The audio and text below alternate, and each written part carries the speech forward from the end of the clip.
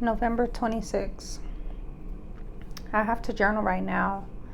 Wow, I really could look at this in a terrible light, but Spirit just told me to stay in good faith, to trust in a higher power, and to keep positive thoughts. 12:22.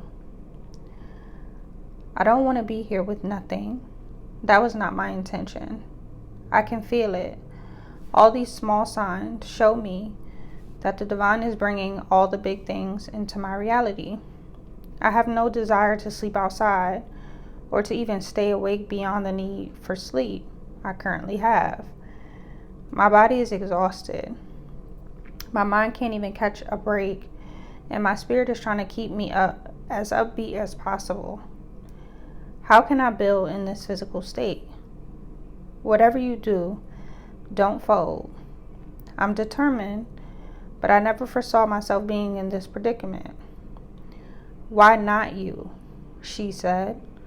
From the very beginning, she told me my purpose was to experience trials and tribulations, adversity, and to come out on the other side and share what I learned. God led me here. Clearly, his intention is for me to experience this so I can share it with his people. Clearly, we believe I can do this. I'm just so tired. I need the strength of the Most High. Somebody said, why are all the healers homeless on TikTok? It's because we chose to defy the system. We're intentionally going against the matrix, which means we don't get to reap the benefits of the matrix constructs. That's a hard reality. This part of the journey is the one we all wish to evade. It's the reason why dreamers are not willing to chase their dream. Homelessness. It's the reason why so many Black Americans accept the bare minimum and live small, lives. How can I face this with vigor and tenacity? How can I show the universe that I trust its guidance and believe in my journey without the repulse of being outside roaming in the cold? The conditions are so uncomfortable, but I was chosen. I agreed to this contract and these experiences before I came forth. Can you believe that? Crazy. The selfless baby girl who just wants to experience a life of peace and joy signed up to endure the pain and discomfort in order to experience heaven. I choose higher over comfort. I just ask that the universe continue to protect me and continue to guide my steps. I ask for wellness within my body and strength within my core. I never imagined this would be my experience, but here I am. Something I tried to evade for so long, I'm finally facing. Only this time, it's on purpose. Trusting that this too is happening for me, my greatest and highest good. So,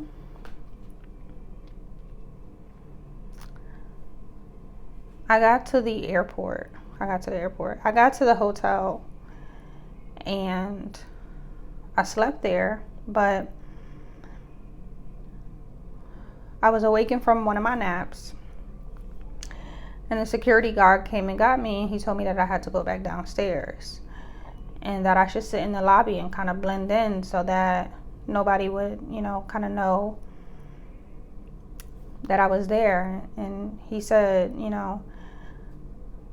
I have compassion and empathy for you and your situation, but they're watching you on the camera, kind of like roam around the building and move from place to place. So I went back downstairs and it was late and I was so tired and I ended up falling asleep on the couch in the lobby of the Ala Moana Hotel. And somebody else came and woke me up again and they were like, do you have a room here tonight? And I was like, no. And they were like, okay, well, you can't, sleep here. Is there anywhere else you can go? And I was like, well, how much is a room? And they told me. And I didn't have any. I had some money because one of my friends had given me money, but I didn't have enough to get a room. And if I would have got a room, I didn't have enough to feed myself. So I was like stuck between this rock and a hard place. So they let me like sit down and kind of trying to figure it out, and they gave me some, hotels that were close by that were less expensive. And even when I was calling, they didn't have any rooms available. So I wrote this because I was literally sitting there and I realized, like, I might have to really go outside. Like, I might have to leave this hotel. It was late, maybe like 11 p.m. And I'm like, I might really have to take my stuff and go outside. And like, where was I gonna go? They wouldn't ever let me stay in front of the hotel. I would have had to literally get off the property, off the premises. And there was a park that was close by, but Hawaii has a very big homeless population, and they sleep on the beaches, they sleep in the parks, and it's very dangerous. And as a woman, you know what I mean, I didn't want to make myself subject to that. But again, I was on this journey and I'm navigating all of these tumultuous moments. But I ended up falling asleep in a chair, and they just let me rest. And I woke up to the one of the staff. She handed me and another gentleman who actually had a room, but he just was too early or too late the night before and too early for check-in the next day. And she gave us a bag of chips and some water. And I slept there. They let me sleep there. I stayed there until the next morning. And then I reached out to one of my friends to tell her what I was experiencing, just to have somebody to talk to, really. And she was like, well, Dana, you can't just not like be there. I'm gonna get you a room. Like, so she booked it online for me, and I left my stuff there, and I went and kind of just tried to enjoy the morning before check-in. But I say all of that to say, I kept facing, obviously, adversity. I kept facing moments where I was completely unsure of what my next step was going to be, and possibly facing some level of danger. And I had to be okay with that. I had to be okay with the fact that I didn't know at every turn what the next step was. And I also had to ground myself in my human design, right? As a 3/5 emotional projector in the human design system, I'm the life experimenter.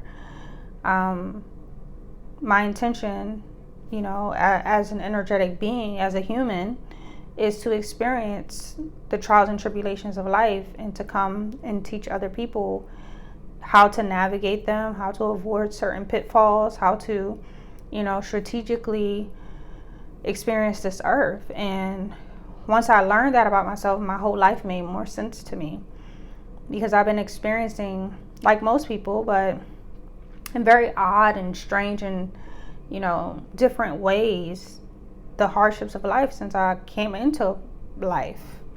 My mom was pregnant with me. She got hit by a car. She used drugs while she was pregnant with me.